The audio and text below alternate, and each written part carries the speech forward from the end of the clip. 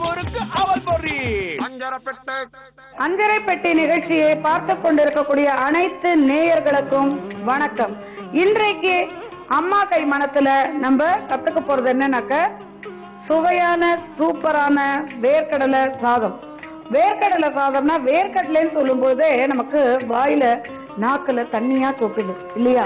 ஏன்னா வேர்க்கடலை சாதாரணமா அப்படியே சாப்பிடக்கூடிய ஒரு பதார்த்தம். ஆனாலும் வேர்க்கடலையை போட்டு சாதத்துல பிசைஞ்சு சாப்பிடும்போது ரொம்ப ரொம்ப ரொம்ப ரொம்ப சுவையா இருக்கும். ஸோ வேர்க்கடலை சாதம் அதை விட சுவையா இருக்கும் இல்லையா? ஸோ இன்றைக்கு நம்ம வேர்க்கடலை சாதம் எப்படி பண்றதுங்கிறத கத்துக்க போறோம். அதுக்கு தேவையான பொருட்களை முதல்ல பார்த்துடணும். வேர்க்கடலை, சாதம், மஞ்சப்பொடி, கொப்பரை, உளுத்தம்பருப்பு, கடுகு, கருவேப்பிலை, வெங்காயம், வெத்த மிளகா, உப்பு, எண்ணெய் இதெல்லாம் இருந்தா 5 நிமிஷத்துல நம்ம வேர்க்கடலை சாதத்தை ரெடி பண்ணிட முடியும். ஃபர்ஸ்ட் நம்ம அடுப்பை பற்ற வச்சு பாணலியை அதுல வைக்கணும். இப்போ இந்த பாணலியில கொஞ்சமா எண்ணெயை விடுங்க. அதாவது 1 டீஸ்பூன். கொஞ்சமா கடுகு போட்டு வெடிக்கணும். அதாவது சாதம் நம்ம காலையில பண்ணி வச்சிடுறோம். பள்ளிக்கூடத்துல இருந்து பசங்க வந்து சாயங்காலம் 4 மணிக்கு வரும்பொழுது அவங்களுக்கு சுட சுட ஏதாவது பண்ணி தரணும்னு நினைக்கும் போது எல்லா நாளும் நம்மளால டிஃபன் பண்ண முடியாது. சில நாளைக்கு நேரம் கொடுத்து நம்மளால கவனிக்க முடியும். சில நாளைக்கு நம்ம இருக்கிறத வச்சு எப்படியோ காலத்தை தள்ளிக்கலாம் அப்படிங்கக்கூடிய மனப்பக்குவம் கூட நமக்கு வருது. அந்த மாதிரி நேரத்துல நிறைய சாதம் வெடிச்சாச்சு, அது என்ன பண்றது? ஆனா தயிர் சாதமும் யாருக்கும் பிடிக்காது. ஆறின சாதம் எனக்கு வேண்டாம் இப்படி சொல்லக்கூடிய மக்களுக்கு நம்ம சுவையான வேர்க்கடலை சாதத்தை 2 நிமிஷத்துல பண்ணி கொடுத்துட முடியும். அதுக்கான நம்ம கிட்ட ரெடியா சாதம் மட்டும் இருக்கணும். ஓகே, சாதத்தை வெடிச்சு நீங்க கலக்கிறதும் பண்ணலாம் யாராவது கெஸ்ட் வராங்கன்னா. ஆனா மிஞ்சி போன சாதத்துல ஃபாஸ்டா எப்படி நம்ம 2 மினிட்ஸ்ல ஒரு டிஷ் பண்றதுன்னா அது இந்த வேர்க்கடலை சாதம் சூப்பரா பண்ண முடியும். இப்ப கடுகு வெடிச்சிருச்சு இல்லையா? அதுல நம்ம கருவேப்பிலையை போடணும்.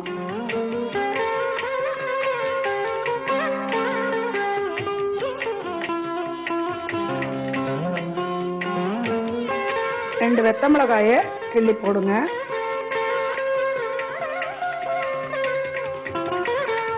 கொஞ்சமா உளுத்தம்பருப்பு,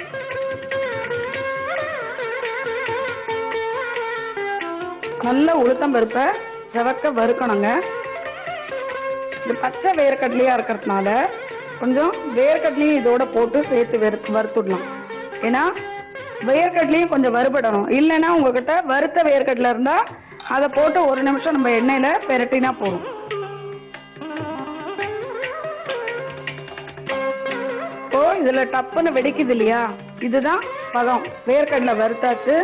அதே மாதிரி உளுத்தம்பருப்பும் நல்லா வறுத்து விட்டுணும். இப்ப நம்ம துருவி வச்ச கொப்பரைய அதுல போடணும்.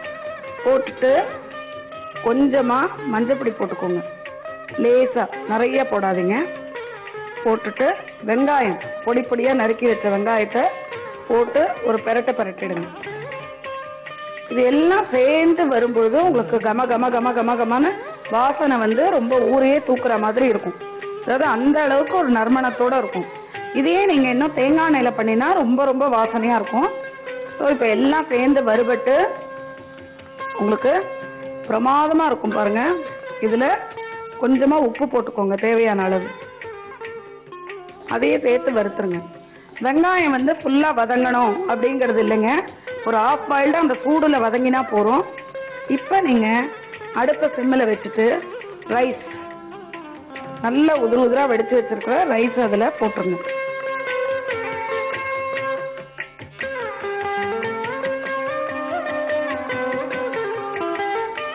குழந்தைகளுக்கு பள்ளிக்கூடத்துலேருந்து வந்த உடனே 1 கப்பு ரைஸ் இந்த மாதிரி சுவையோட டேஸ்டா பண்ணி கொடுத்தீங்கன்னா ரொம்ப நல்லா இருக்கும். இதுல என்னன்னாக்கா அந்த கொப்பரையை போட்டு வறுக்கிறதுனால உங்களுக்கு அந்த தேங்காயோட மணத்தோட ரொம்ப ரொம்ப டேஸ்டா இருக்கும். ஸோ வேர்க்கடலை சாதம் நம்ம 2 மினிட்ஸ்ல எப்படி ப்ரிப்பேர் பண்றது அப்படிங்கிறத இன்னைக்கு நம்ம கத்துனுட்டோம் இல்லையா?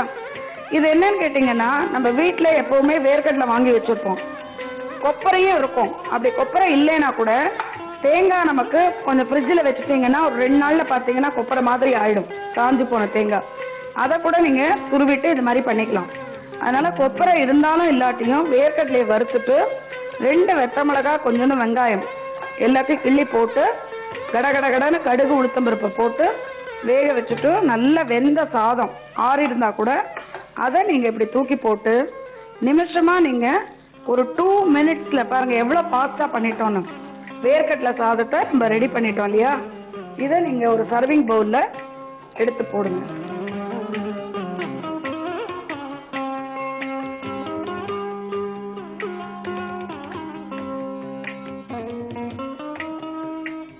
வேர்க்கடலை சாதம் எப்படி பண்றதுங்கிறத மீண்டும் ஒரு முறை நான் சொல்லித்தரேன், கேட்டுக்கோங்க.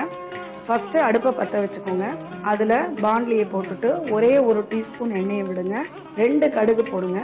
வெடிச்ச உடனே கருவேப்பிலை 2 வெட்டை மிளகாயை கிள்ளி போட்டுட்டு உளுத்தம்பருப்பு போட்டு நல்லா வருங்க.